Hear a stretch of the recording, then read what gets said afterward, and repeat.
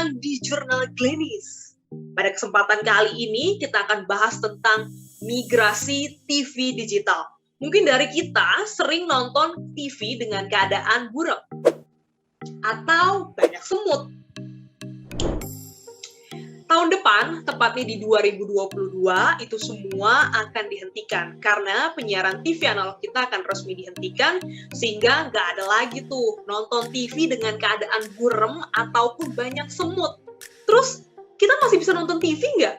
Ya tentu bisa, tenang aja, masih bisa nonton TV dengan menggunakan TV digital atau menambah sebuah perangkat keras pada TV analog Anda. Ikuti rangkuman berita selengkapnya bersama saya, Glenis Oktania. Saat ini, digitalisasi penyiaran Indonesia sedang berjalan dengan pindah dari analog ke digital. Migrasi ini sesuai amanat Undang-Undang Nomor 11 Tahun 2020 tentang Cipta Kerja. Nantinya, siaran analog akan dihentikan paling telat 2 November 2022. Kakak tahu nggak apa itu TV digital? Tahu. Apa tuh, Kak? TV-nya tuh kayak berbasis smart TV gitu ya.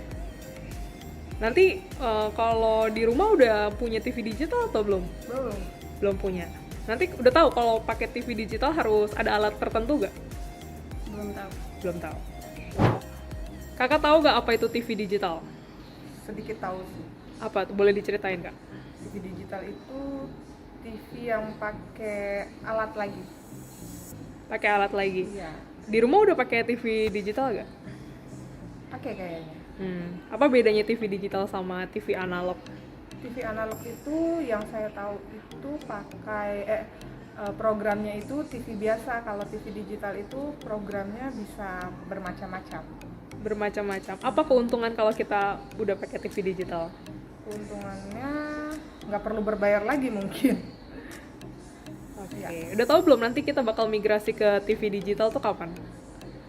Seluruhnya belum tahu. Belum tahu. Oke. Pak, Bapak tahu gak soal TV digital? TV digital tuh apa sih, Pak? Oh, kurang tahu ya. Ya dengar sih rame pada bicarain TV digital, tapi TV di rumah saya itu masih tabung. Jadi ganti TV nggak? Bapak taunya kalau TV digital harus ganti TV nggak? Ya kurang tahu sih apa harus ganti TV pakai digital gitu, tapi kan kalau ganti TV mahal juga. TV digital bukanlah TV streaming berbasis internet atau TV kabel. Penyiaran digital hampir sama dengan penyiaran TV saat ini, namun teknologinya menggunakan modulasi digital yang menawarkan gambar dan suasana lebih jernih. Dan ini gratis loh, masyarakat tidak perlu membayar untuk menikmati siaran TV digital. Berdasarkan kajian Kemenkominfo bekerja sama dengan Boston Consulting Group menunjukkan beragam manfaat ekonomi. Siaran digital akan menciptakan penghematan frekuensi yang dapat digunakan untuk layanan telekomunikasi seluler atau digital dividend.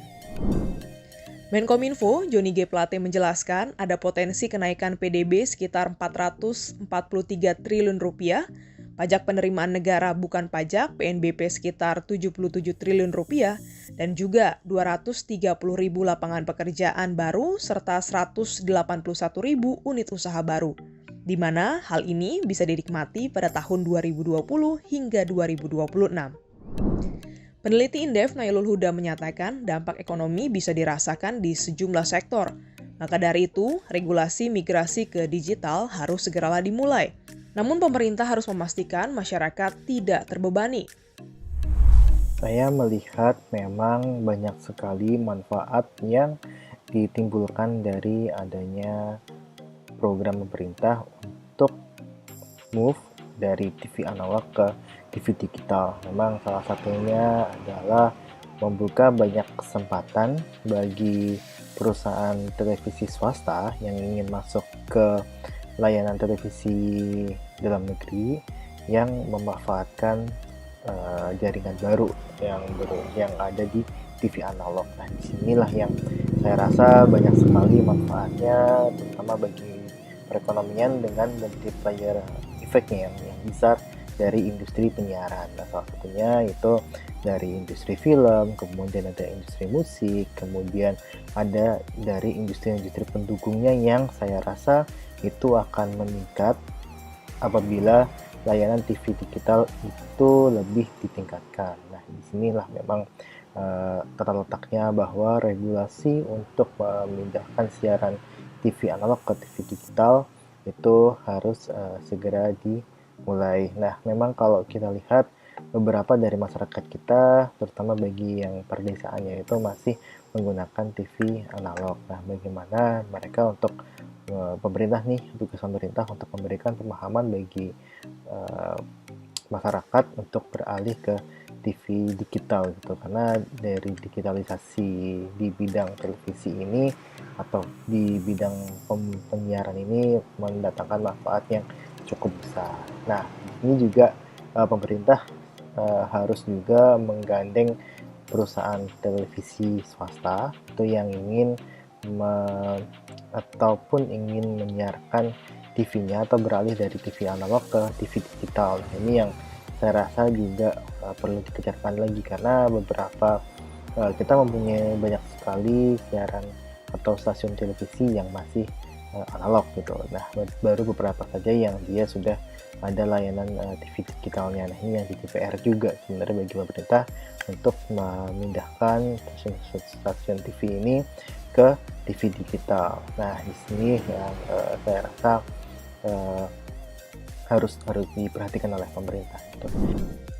Selama ini, sistem penyiaran TV analog memakai frekuensi 700 MHz. Frekuensi ini merupakan golden frekuensi untuk migrasi ke 5G.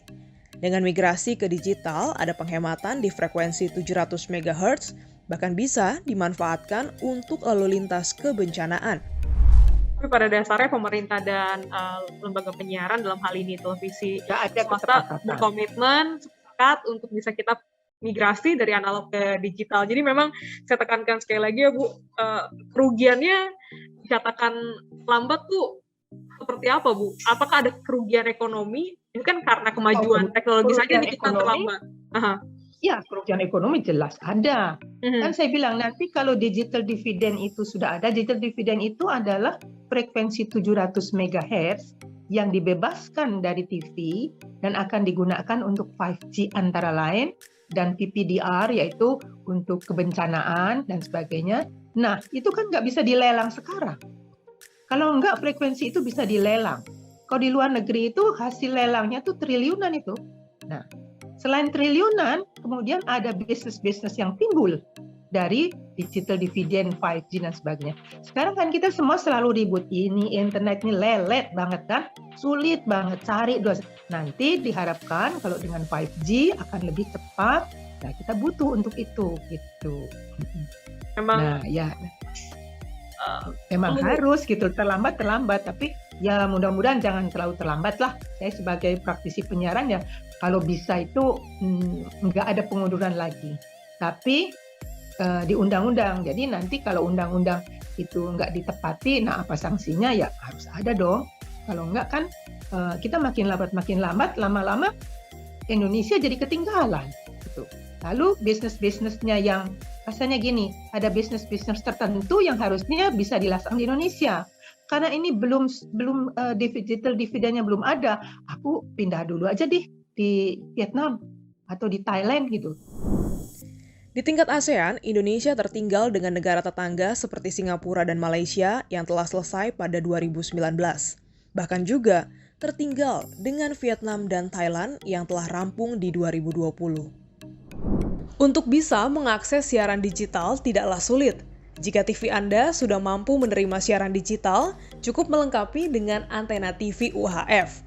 Nah, kalau yang masih menggunakan TV analog, cukup menambahkan perangkat set-top box yang bisa dibeli di toko elektronik. Dan untuk masyarakat prasejahtera, Kemenkominfo rencananya siap membagikan 6,6 juta dekoder atau set-top box secara gratis. Tarik ulur kebijakan sejak 2013 haruslah disudahi. Masih ada waktu 1 tahun hingga 2022 untuk mendorong masyarakat pindah ke siaran TV digital. Suntikan bantuan dekoder penerima siaran digital harus dilakukan secepatnya. Ternyata Ternyata ketersediaan perangkat keras hingga sosialisasi ini nih yang jadi tantangan pemerintah agar kita bisa segera migrasi ke TV digital. Ya, walau bagaimanapun frekuensi ini milik publik. Jadi penggunaan dan juga pengaturannya harus mempertimbangkan kepentingan dan juga hak publik, termasuk hak untuk mendapatkan konten yang berbobot dan juga berkualitas pada TV digital. Goodbye, siaran TV analog, dan welcome, TV digital. Glenis Oktania, Kompas TV, Jakarta.